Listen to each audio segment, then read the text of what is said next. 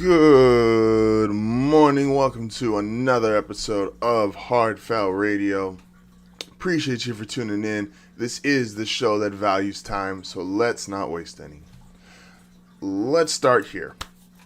This is obviously the start of the HardFoul Marathon. Appreciate everybody that is going to tune in, people that are following all the accounts for the giveaways these last couple of days as we were promoting. Appreciate everybody that is given their merch to be a part of the giveaway. Shout out to, for today specifically, shout out to Highly Educated, my boy Antonio. He is going to be on at the end of the day, doing a little cool IG Live special. Shout out to Rekka524, Life in Discord, D-Spends, many more. Everybody that has been a part of this, everybody that helped me get to this point. Appreciate all of you. So I want to start there. This is going to be a much different week than what it used to, obviously. Normally, I record, put something out, then I got to go to work. The really cool thing about this week is I don't got to go to work. So the marathon, all-inclusive, you're going to get HardFoul Radio every single morning, live stream just like this. I know most of y'all not up at 4 a.m. It's cool. You can watch it back. Don't worry. I won't be mad. But we're also going to be live streaming on Twitch for about 7-8 hours each day, as well as live streaming A&M. Real Big 3 can't be live streamed this week. Will and I got a bunch of stuff that's going to be coming out.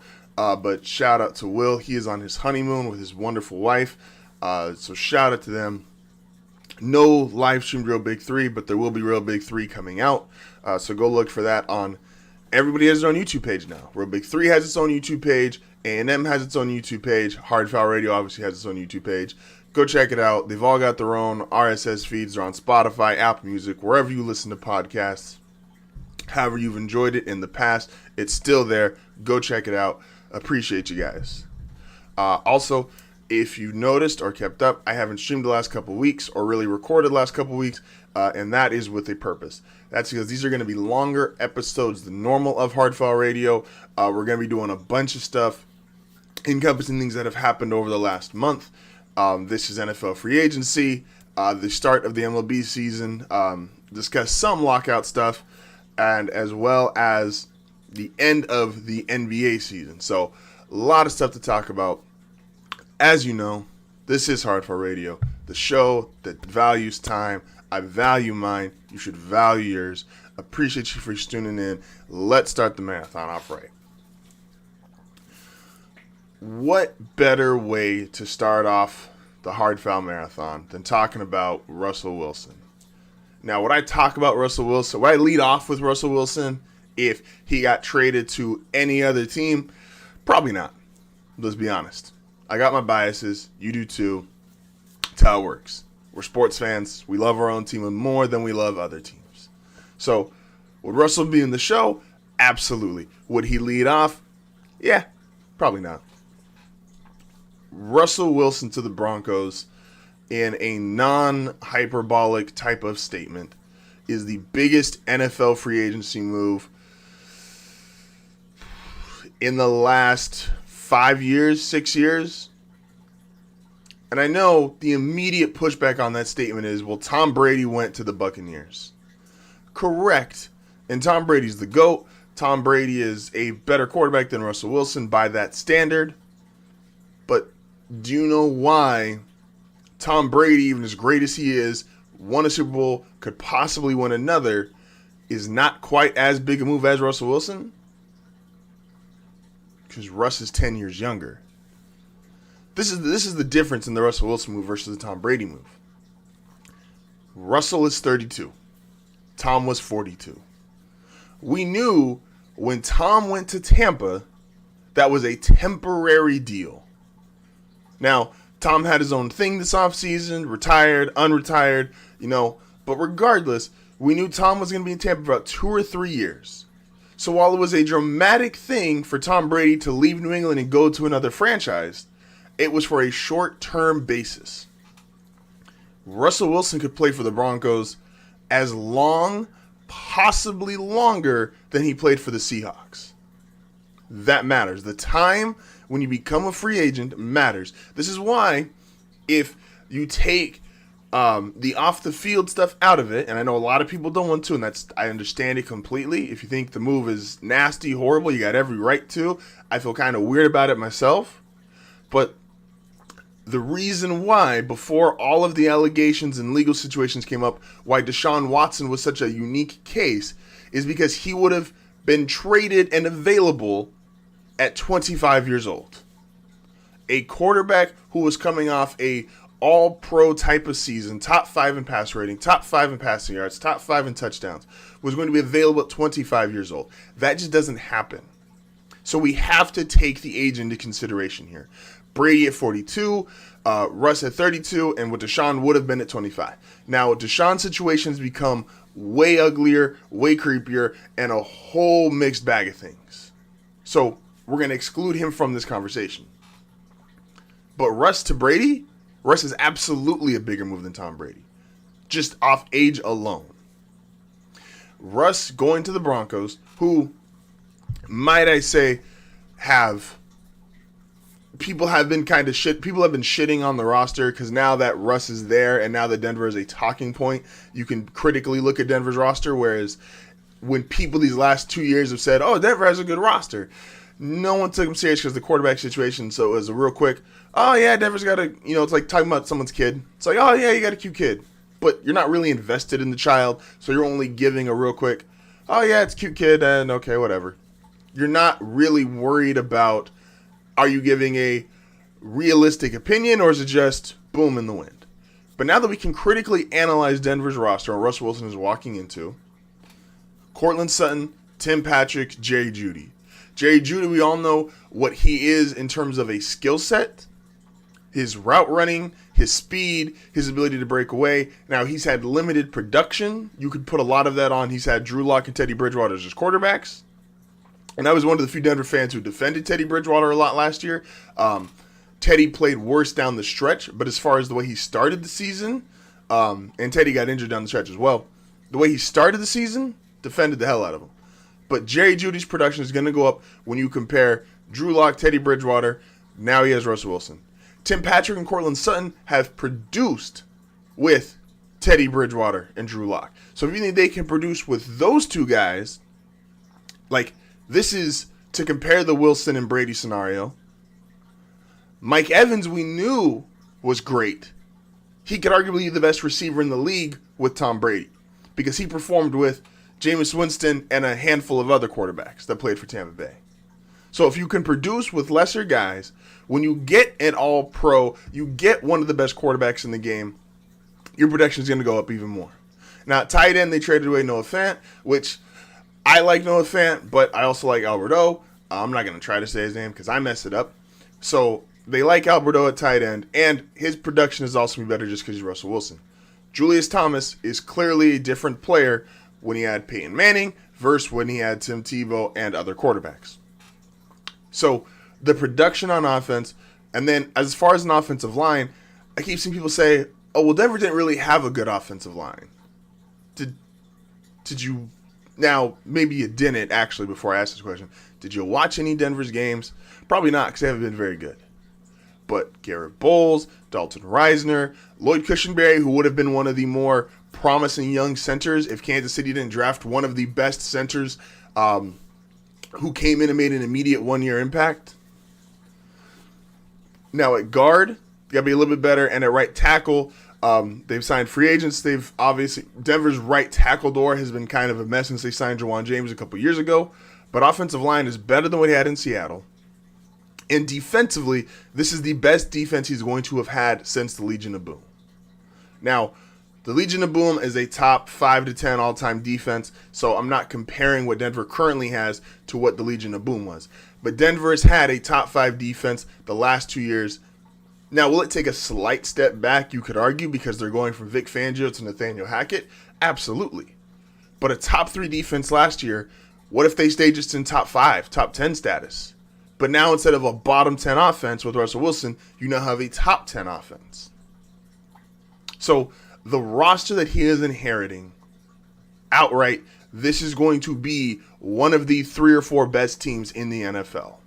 Like, put it out now, like, whatever you want to do, your rankings, your standings, you want to go make bets in Vegas, Denver is one of the top 10, I would argue top 5 rosters in the league with Russell Wilson at quarterback.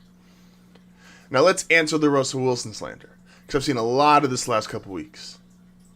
Well, Russ isn't what he was when he won a Super Bowl.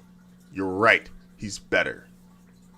Well, ever since Russ, they allowed him to cook, quote unquote, let Russ cook, hasn't produced the wins. Okay. So we're going to take one season, which you could argue really is just half a season or 3/4 of a season, in which he not only was hurt, was playing with less talent than he's had in his entire career in Seattle, and we're going to argue that he doesn't get wins because you let Russ cook. Like, let Russ cook doesn't equate to winning. Are we aware Russell Wilson, who has only had one losing season in his career, which was this last year, and he got hurt during that season? Russell Wilson, who, okay, what do you get when you let Russ cook? Well, 2 seasons ago, you got 11 wins and 40 touchdowns. With, I might add, DK Metcalf, who really only had one route under his belt at the time, which is run deep or run across it. And Tyler Lockett, who's one of the most, personally, one of my favorite players to watch, just because of the way he has genuinely overperformed in his career based on his draft status and what you would consider his physical capabilities and abilities. Really big fan of Tyler Lockett. And Russ got 40 touchdowns with them. And, might I add, and I don't like spinning the name to try to demean a guy to lift someone else up, but do you really think Will Disley is a name that we're familiar with if Russell Wilson is not the quarterback in Seattle? This is why I don't worry about Alberto. So, the roster's better. Russ is great. The Broncos are going to be one of the 3 or 4. Now, they're going into a hellish division.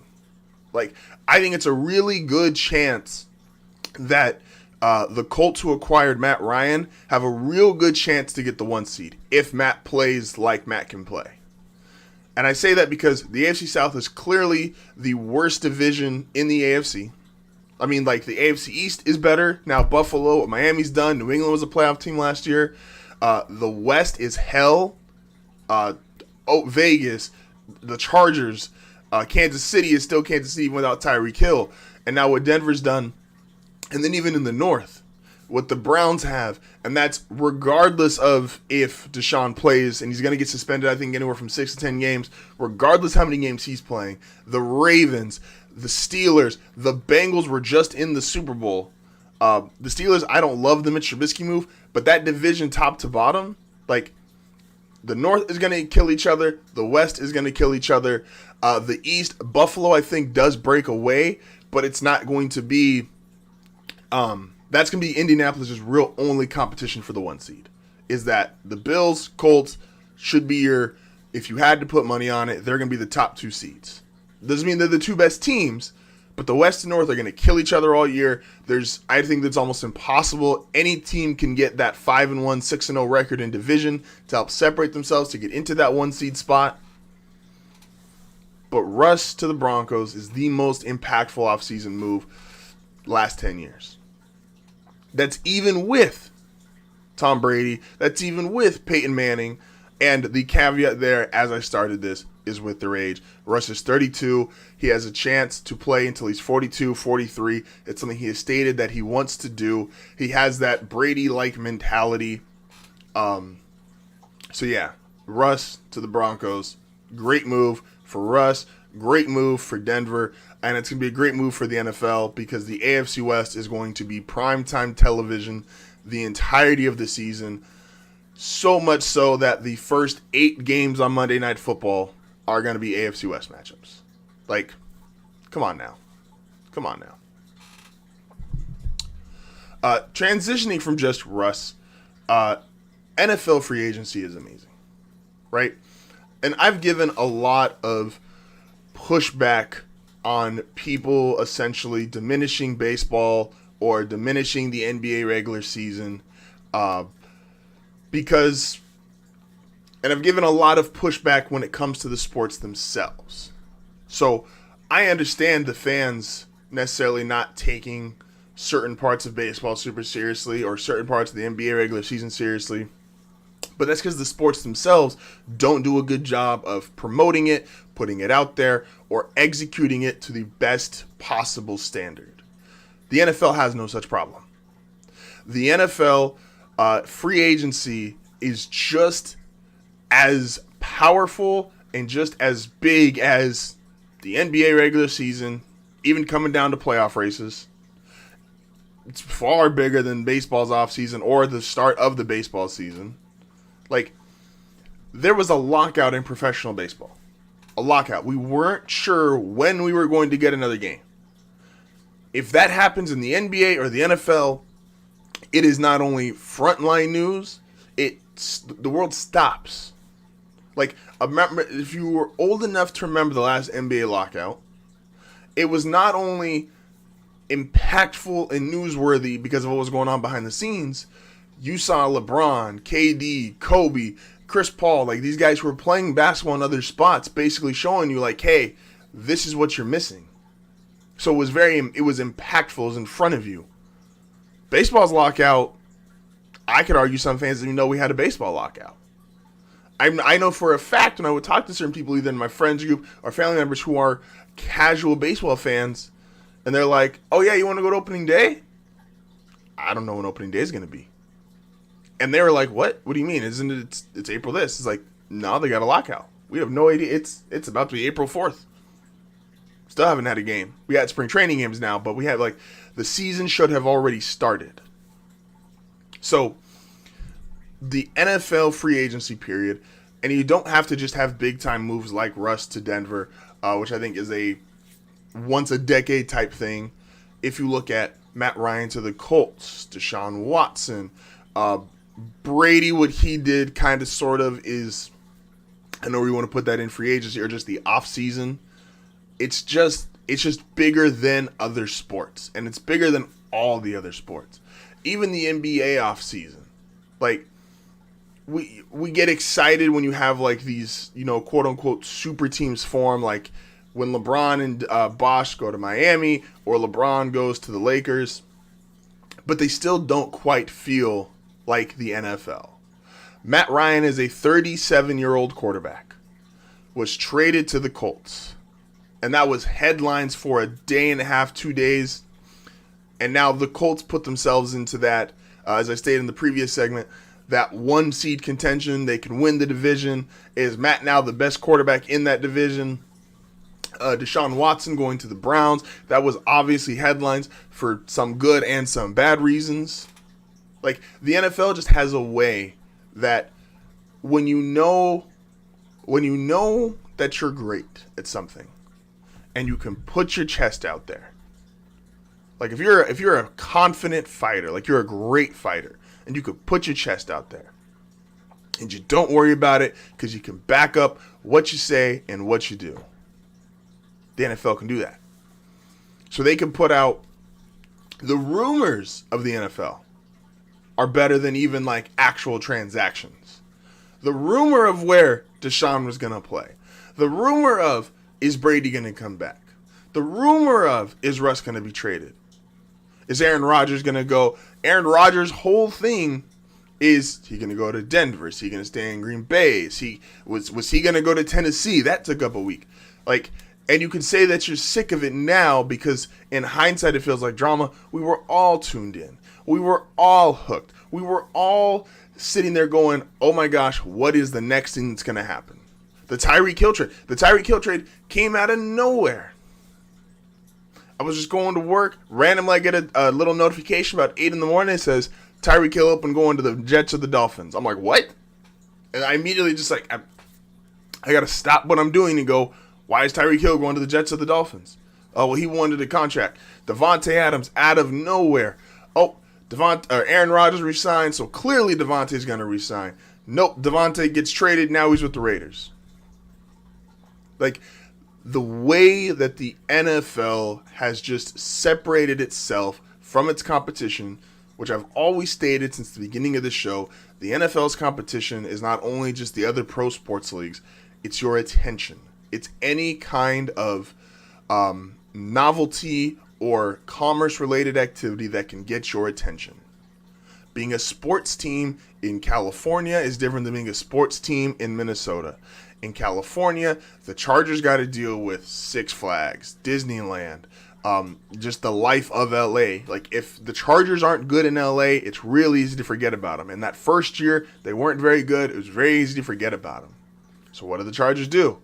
Well, we'll go sign J.C. Jackson. We'll go get Khalil Mack. Have you seen our young quarterback? Like, now the Chargers, who were forgotten about in LA just 2 years ago, are now arguably competing with the Rams for a large part of that attention. And the Rams just won, I don't know if you know this, but the Rams just won this Super Bowl thing. That's kind of a big deal.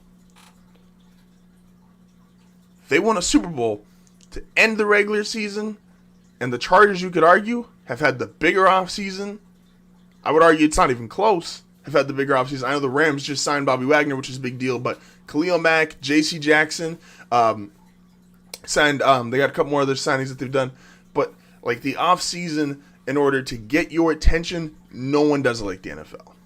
It is just a truly unique experience what the NFL has done. Not only separating themselves from the other pro sports leagues in terms of their product on the field, but also their attention-grabbing ability, but their ability to separate themselves even from other things that could have your attention, i.e. Six Flags, i.e. Six Flags, Disneyland, just the regular day-to-day stuff that you can do in LA. Like, the NFL is winning. And this is their off season. It's just different. Just different. Man, I'm so hyped to be here right now. So, as I said, this whole week, this is the HardFoul Marathon. If you have not already, today's giveaway, so I have one right here. You can see in the camera, my Highly Educated shirt that I'm rocking. Shout out to Highly Educated. Shout out to Antonio.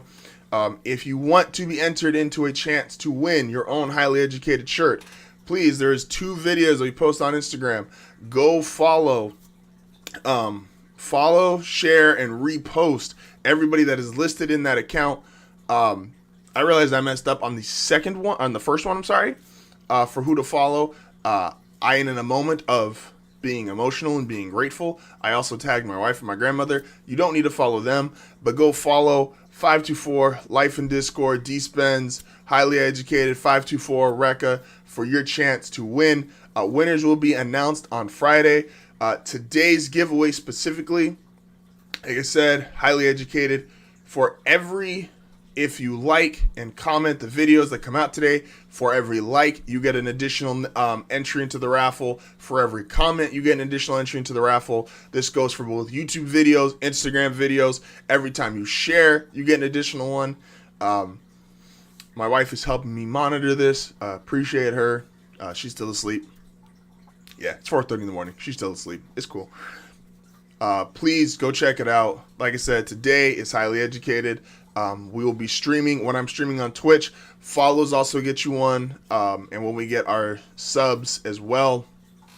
So yeah, today, Highly Educated. Go check it out.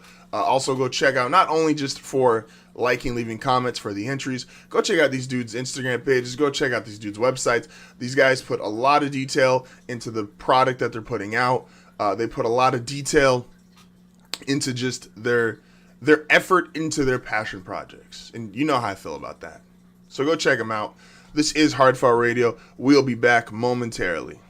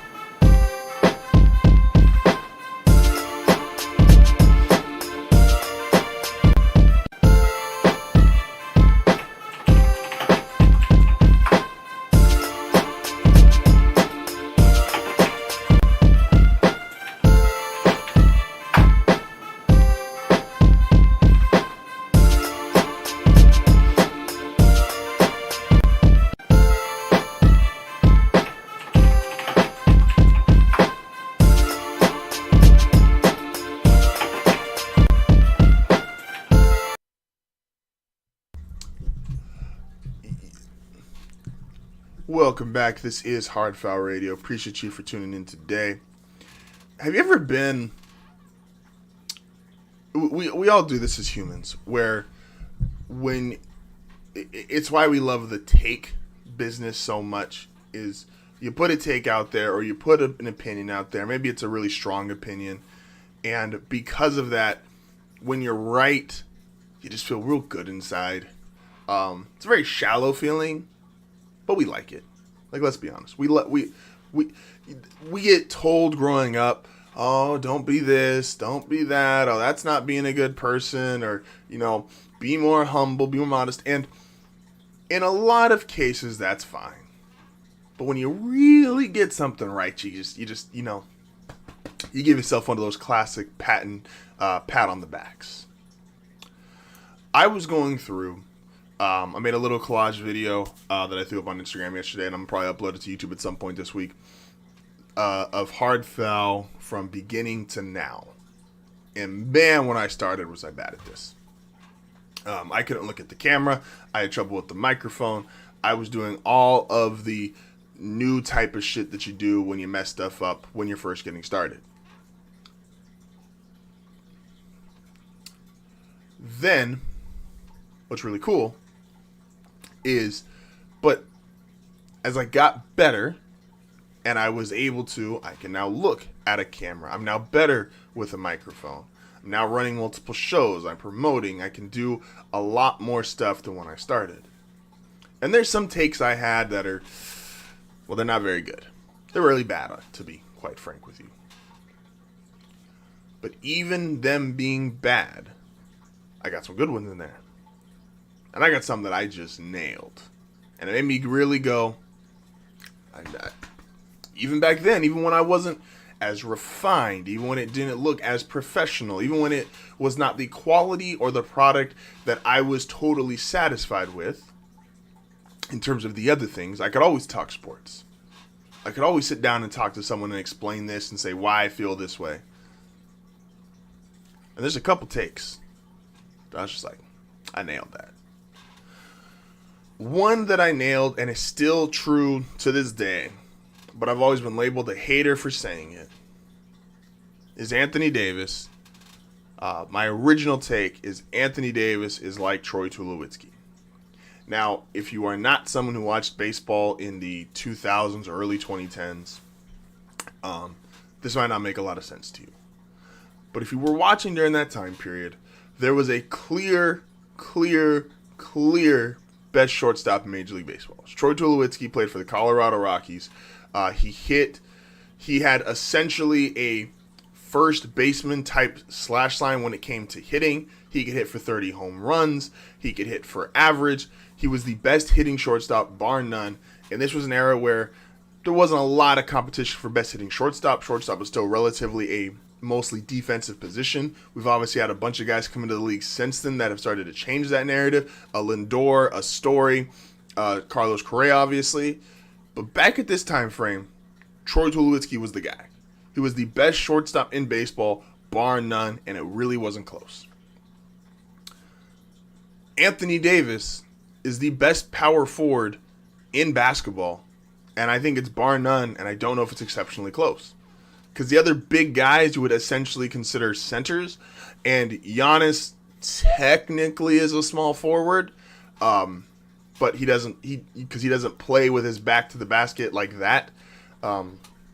So Anthony Davis is a power forward, best power forward in the game of basketball, no doubt about it. We're not doing revisionist history or because they're having a bad season, taking that spot away from them. But the problem with both Anthony Davis and Troy Tulowitzki was Tulo was the best shortstop in baseball, but you only got about 100 to 120 games of him. Anthony Davis is the best power forward in basketball, but you're only getting him about 60 to 70% of the season. I used to always hate the whole availability is the best ability. And I still, at this time in my life, I just don't believe that to be true. But it does matter. If you are the best player at your position, even if you're the best player in basketball, period, if I've only got you, or best player in any sport, let's be frank here. If I only have you for 60 to 70% of a season, how valuable or how good are you to me? Because then not only do I lose you outright for, in baseball, 40 to 50 games, in the NBA, 20 to 30 games, in the NFL, let's say 6-7 games, I then also deal with your coming back from injury games. Meaning now not only am I only getting you, I'm losing you for 30-40% of the season outright, I'm losing another 10% of the season to you having to work your way back into shape or get back into form. Tula was amazing. Amazing. Could hit 30 home runs as a shortstop in 110, 120 games. But the Rockies could never consistently build around him or consistently build a contending team because you only had Tula for 100, 120 games.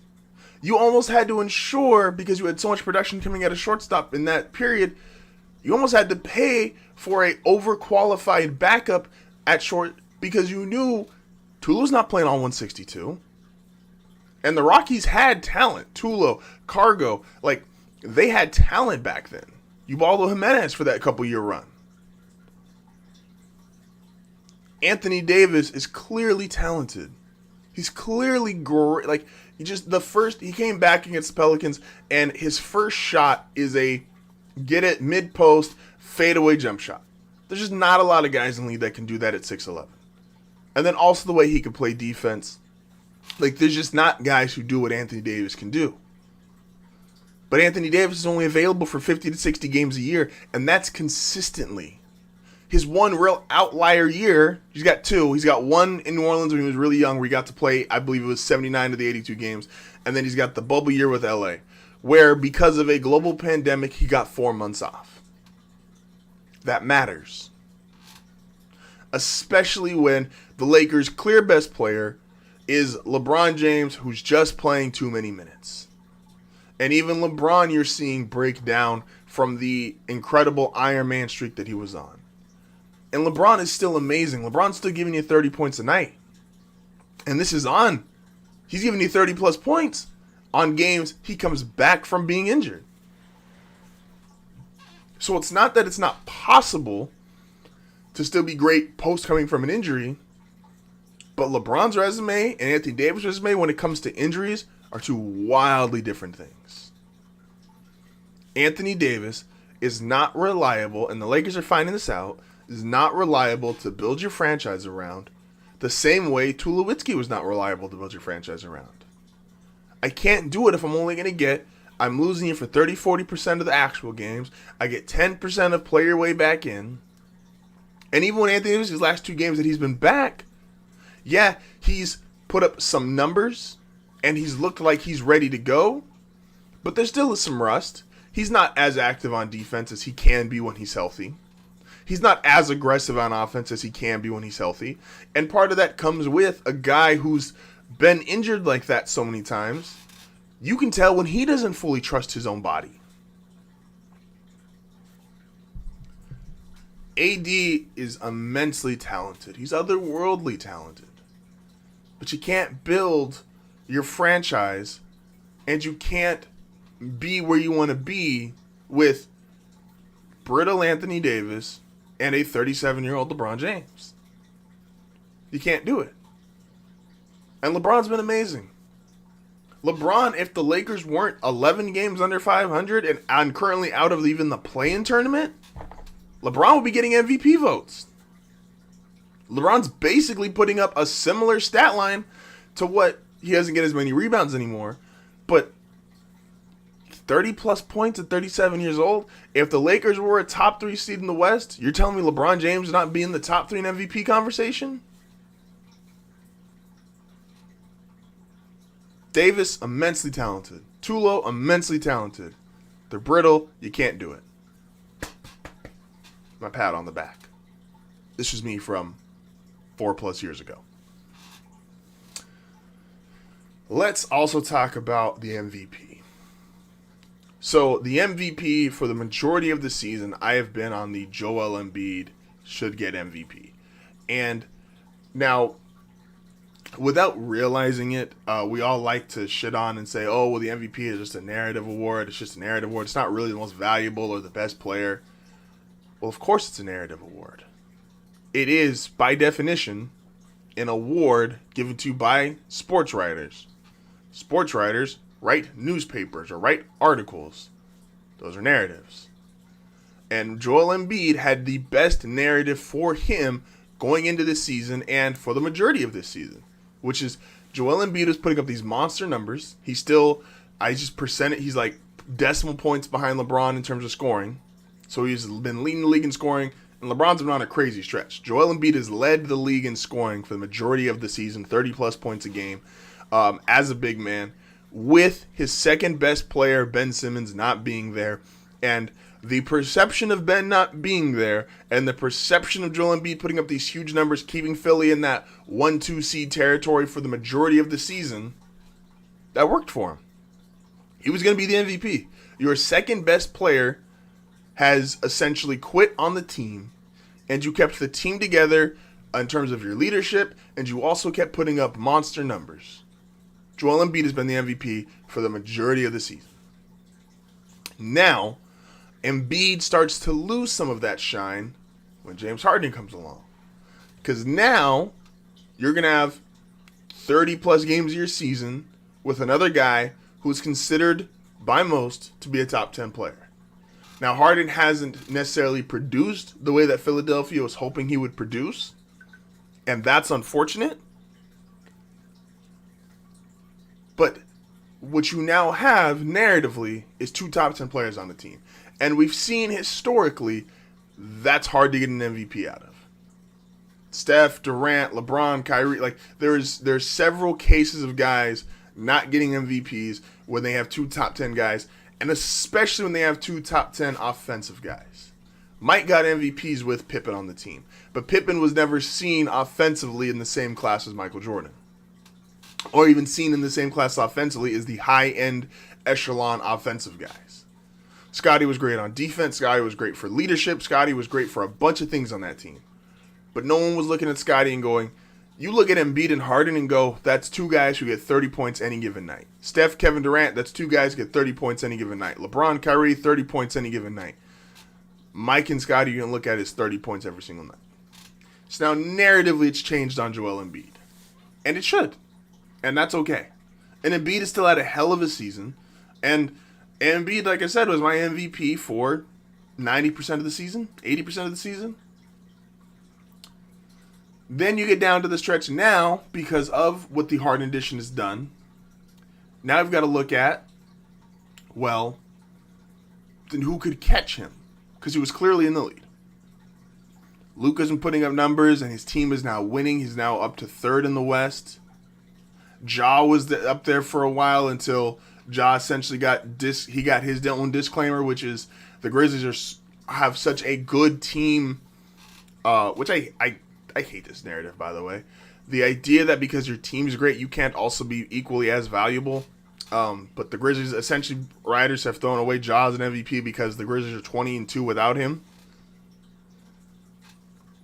Like, you could have a good team, a great team, and still win MVP. It works, guys. Like, the Heat had a great team and LeBron won MVP. Like, it can happen. Steph had a great team and won MVP. Like, that kind of stuff can happen. It's okay.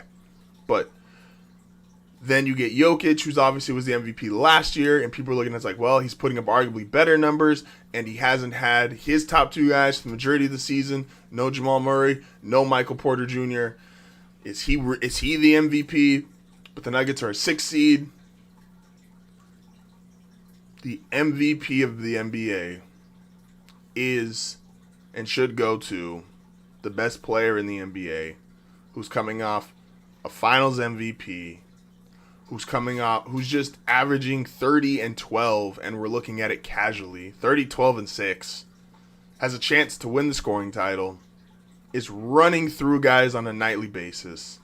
And just became the all-time leading scorer in his franchise's history. Passing, I don't know, maybe the greatest offensive center of all time. You know, maybe you've heard of him. The guy named Kareem Abdul-Jabbar. I have his book off to the side of me.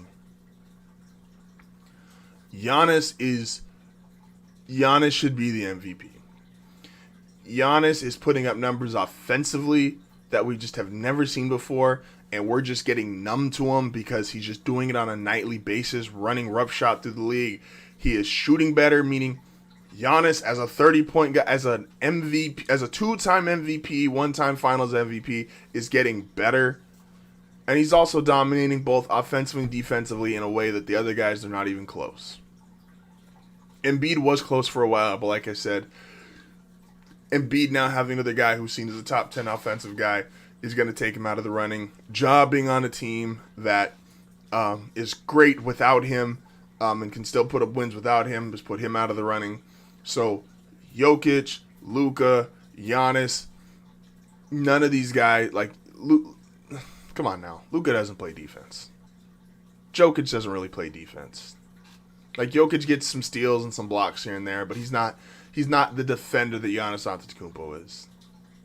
I know the MVP can't just always go to the best player every single year. I understand that. And for those people that are really into like the historical context of the MVP vote and the All-NBA teams, and that matters to them a lot. And it should, because it is a part of the game's history, and so I understand keeping the context as similar as you can. But Giannis is the best player. He's the MVP. He's great on both sides of the ball. Look at just this last week what he did. The 3 against Brooklyn, the block against Philly. Like, he's making the plays when he has to. He's the most dominant player offensively, defensively. He's the MVP. Like, it's one of the few, and this is how you know Giannis is the MVP. There's very few conversations, sports conversations, that I have won over Will and Tony, where they just go, you know what, you're right. Like, and that's just part of our friendship and dynamic. It's like, even if the other person's right, it's like, nah, fuck you, you ain't right. I don't give a fuck. I argued for years, Giannis is better than Embiid. Giannis is the best player. He's second best player in the league. And it took years and years, but they have finally come around that Giannis is best guy in the league. And that's with Durant, that's with LeBron, that's with Embiid, that's with Steph. Giannis is the best player in the game. Giannis is the MVP of basketball. Sometimes we go looking for other things. We try to, it is a narrative thing, but sometimes you just don't need narratives. Sometimes it's just the best player is having the best season, and he's on arguably the best team. No one can stop him. He can stop pretty much anybody he wants to. Giannis Antetokounmpo, best player in basketball, your 22 MVP. Don't forget, follow, go give him a shout out. For every like, every follow, every comment, that is additional entries into our raffle. Our raffle for today is Highly Educated. Go check him out. I'm playing some of his music, showing off some of his merch when I'm on Twitch later today. Go check him out. This is HardFoul Radio. I'll be back momentarily.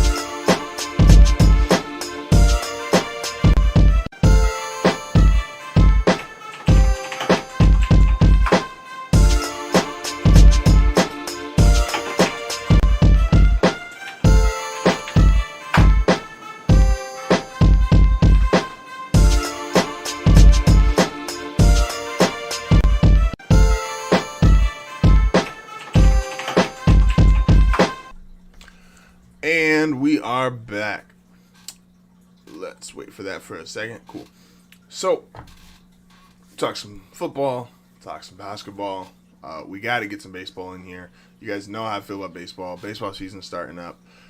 Baseball never gets enough love from the big-time national media, so we got to give it some love here on Hard Foul. This is some love / when you have to have like those tough love talks with a player or tough love talks with an organization. And this is some tough love from a guy that I think we all enjoy watching. Fernando Tatis Jr., who was third on the MLB Network's top 100 players, I believe, and deserves it. He is every bit as talented as anyone currently playing the game. He is a great face for the game going forward. Tony and I have talked about a bunch when we were doing 90 Feet. Him, Mookie Betts, like the impact and influence of some of these black and brown players that they can have, not only just on the field and on the game of baseball, but on the fandom of baseball and what they can do in regards to the impact on the sport and its influence in mainstream media. You need these guys. And Tatis is every bit of that. He's exciting to watch. He's as great as they come. Supremely talented. But he's got an issue. And the issue here is he can't stay healthy. Now, this isn't totally the Troy Tulowitzki, Anthony Davis situation I referenced earlier in the show. I have a different comp for Fernando Tatis. Tatis is, as a shortstop, the best hitter and most talented by a mile. And that's with some really great shortstops. That's with Corey Seager. That's with the Trey Turner. That's with the Carlos Correa. There's some great this is probably the best, especially offensively, shortstop has ever been in Major League Baseball's history. It's amazing. But, and the buts matter,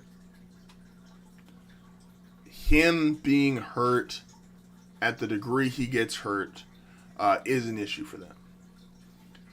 They had to move him out to right field last year for part of the games because he was getting hurt playing shortstop. They're probably going to have to move him again this year for parts of the season. He's going to miss the first part of the season. I believe it's the first 4 to 6 weeks of this regular season. Listen, Padres, just hear me out.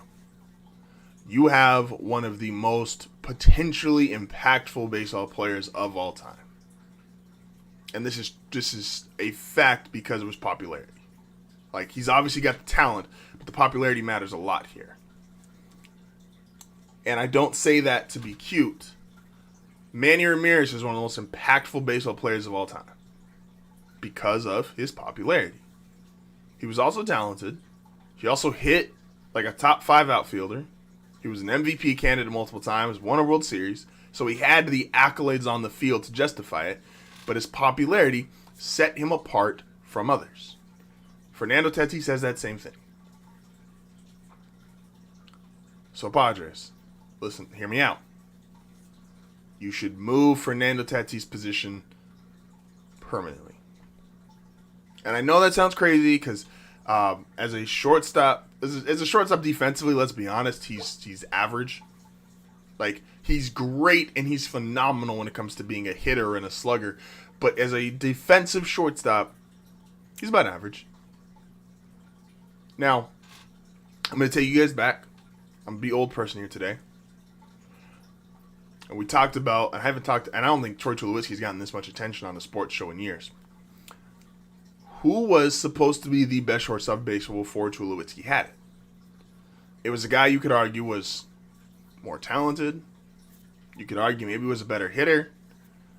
A guy who at the time, even a guy who had won a batting title. The guy who could hit 30-plus home runs. But a guy who couldn't stay healthy and eventually made a shift from shortstop over to first base. Also grew dreads. The comp for Fernando Tatis Jr. and what the Padres should really look into, and maybe they are because they're shopping Eric Hosmer, Tatis should go play first base just like Hanley Ramirez did. Hanley Ramirez, if you were unaware of, you didn't watch Hanley Ramirez in his prime with the Florida Marlins, he was the best shortstop in baseball. And he was supposed to be, you could argue he was the best player in baseball. I don't think there was an argument to him being the most talented, but you could argue his productivity and the position he played made him the best player in baseball for about a year. And that is a baseball with Albert Pujols, Miguel Cabrera, Clayton Kershaw, Justin Verlander. Like, Hanley had that kind of ability. But Hanley couldn't stay healthy. And so because Hanley wasn't able to stay healthy playing shortstop, because that is a very demanding defensive position, eventually he moved over to first base. And when he went to the Red Sox, he had several great seasons with the Red Sox. He was a 3-4 hitter for the Red Sox. Because his hitting was that good that it really didn't matter what position he was playing defensively. And he was just an okay first baseman. Like, he wasn't a gold glove first baseman. But he could make the plays he needed to, and it was less stress on his body that he could play 140, 150 games. There was also he could DH when he needed to, and now everybody has a DH, which I love that rule, by the way. We're gonna talk about that more later this week. The changes to baseball. They're gonna have a DH. Just move Fernando Tatis' position. This guy is too good for baseball to be worried about. You don't want to turn him into Tulowitzki. You don't want to turn him into a 100, 120 game shortstop, and then he can't play the other 30, 40 games. Move him to first base, move him to right field, a less demanding defensive position, and just let him hit, let him be great. He's still going to be very active. He steals a lot of bases. He's fun to watch. He has a highlight reel every time he steps onto the field. Just let him be great. Move Fernando Tatis' position. Now let's go to the AL to have another tough talk.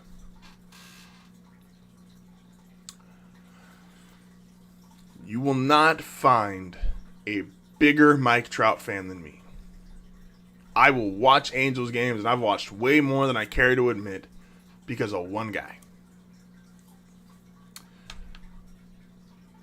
But Mike, and we've had this conversation once or twice already, but we got to really dig it in. Speaking of the MLB Top 100 list, one team had the top 2 players. Who would that team be?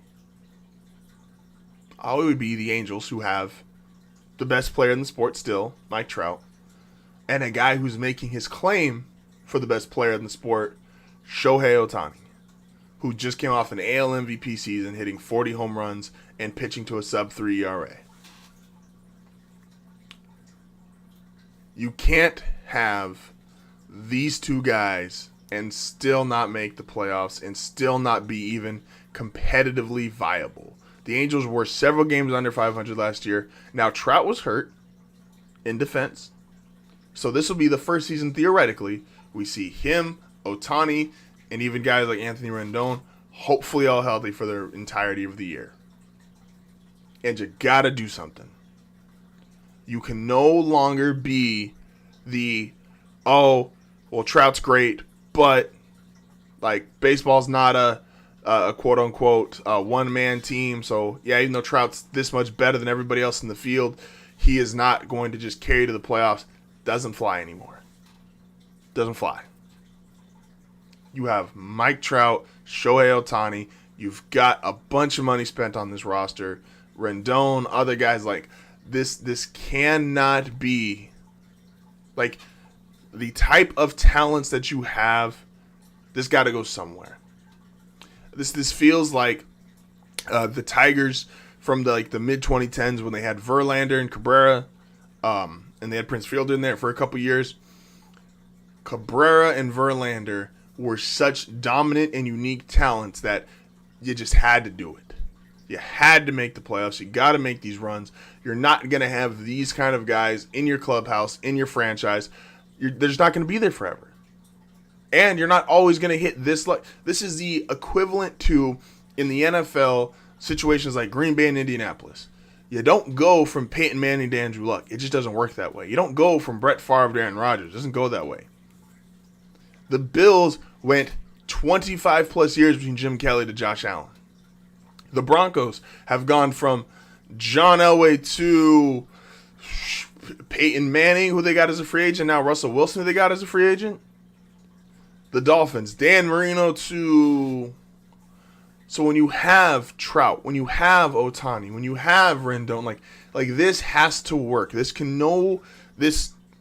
is no way in hell you can look at a fan base and be like, we tried our best, we finished 10 games under 500 with two of maybe the greatest talents we will ever see in the history of the sport. And this isn't hyperbolic. I said a lot of big statements today, but these are not hyperbolic statements. Trout is a top 10 all-time player already. And I think as long as he doesn't have another injury season, he continues to be Mike Trout, I've said very frank, like, Trout is on his way to GOAT status. Like, he's going to be in that conversation as the greatest baseball player of all time. And Ohtani, if he's hitting 35, 40 homers a year and he's pitching around a 3 ERA every year, you do that 7-8 seasons, Ohtani's going to be in his own class of all-time greatness. Like, we don't have, like, these are such unique talents, unique players, such all-time abilities and ceilings. You can't screw this up, LA. You can't. You're competing for people's attention. You're competing in a market with the Dodgers, with the Lakers, with, the Chargers, the Rams. And you have two guys. Think about that. Think about this. This is how we're going to close out this segment. Of all of the great players in LA, no one is better at what they do than Mike Trout and Shohei Ohtani. Of all the great players, that's LeBron, Anthony Davis, Matthew Stafford, Clayton Kershaw, Mookie Betts, Justin Herbert. Like, take your pick. There is no athlete in LA better at what they do, and a bigger gap between them and the next best guy than Trout and Ohtani, what they do on a baseball field. You can't screw this up, Angels. You can't. We got one more thing here on HardFoul before we close out for today. We are going to take a quick one last break. Like I said, these are longer episodes. Appreciate everybody for tuning in. Appreciate you if you are waking up and watching the live streams. Appreciate you if you're watching the videos on YouTube. Don't forget, like, comment, get you more entries in the raffle. Highly educated. We got shirts to give away today. Also, be on Twitch at HardFoul Gaming. Approximately 8 a.m. until about 8 a.m. to 4 right now is where we're looking at. Doing a Pokemon Brilliant Diamond Nuzlocke. We're going to try to beat it in one day. See if that happens. This is HardFoul Radio. We'll be back momentarily.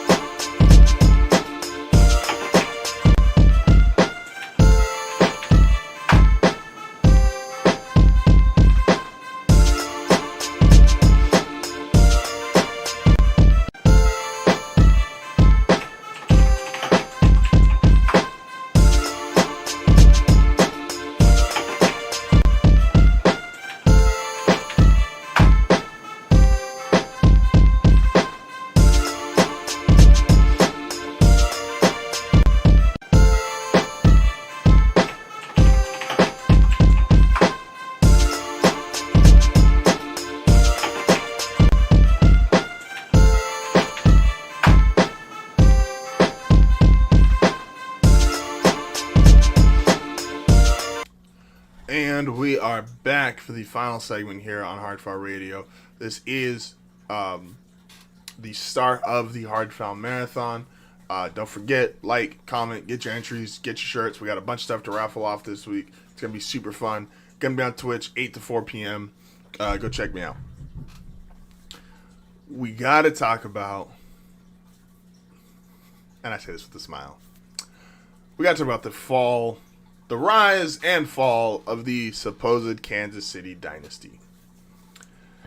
The Kansas City Chiefs drafted Patrick Mahomes. Patrick Mahomes sat behind Alex Smith for a year. Patrick Mahomes came out his first year in the league, threw 50 touchdowns, MVP, almost get to the Super Bowl. Second year in the league, goes crazy, almost wins MVP again, wins the Super Bowl, and like every young quarterback that wins the Super Bowl, the immediate question is, are they our next dynasty? And in the moment, you get one of two answers. You get the crowd that goes, no, you can't call them a dynasty, it's just one. It's more likely you end with one than you get to two. Even with a Patrick Mahomes who had the best 2-year start to an NFL career ever. And then you get the guys who go, of course they're a dynasty. Mahomes, Kelsey, Hill. How do you not win like 5, 6 Super Bowls? He's coming for Brady. In life, a lot of times we never like the boring answer. You don't like the Roth IRA, the 401k option. You don't like the shit that is just, okay, anyone could tell me this. This is boring. You know, I'd rather go have the high thrill of a casino where I could walk in with $1,000 and walk out with $10K. Or they could turn you upside down, empty your pockets, and you go home with nothing but your car keys and some tears. Flashbacks. The boring answer, though, when it comes to dynasties is usually always the correct answer. I started the show with Russell Wilson. Russell Wilson got to a Super Bowl in his second year, won a Super Bowl, beating my Broncos. And it was the Seattle dynasty. This defense, Russell Wilson, Marshawn Lynch, they get back to one more, and they lose. And Russell Wilson, unfortunately, has not been back to a Super Bowl since. Isn't that funny? Patrick Mahomes, Russell Wilson get to a Super Bowl, get to the Super Bowl, win the first one, get to a second one, lose to Tom Brady, and now here we are. Now, Mahomes has more time. He's younger than Wilson is at the moment, so we'll see how this plays out over the next 6-7 years. But the reason why it's so hard to have a dynasty in the NFL, everybody knows about the salary cap. Like, that's obvious. And it should never be understated that the number one thing Tom Brady always did is he took team-friendly deals. And because he took team-friendly deals, and because he was in a crappy division, that's how they kept getting to the Super Bowl every year. And winning it almost every other year. When they were great.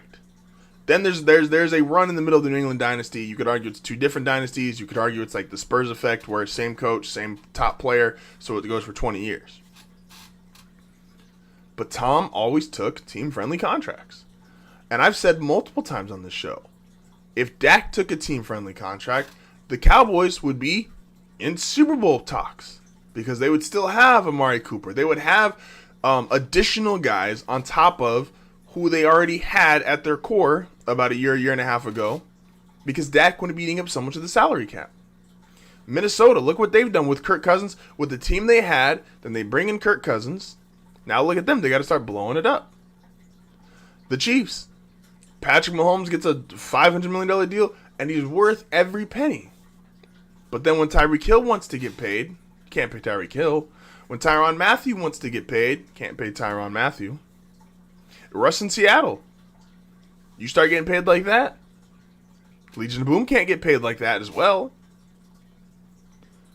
If there's just so many quarterbacks have these situations, and Russ is going to be in another one.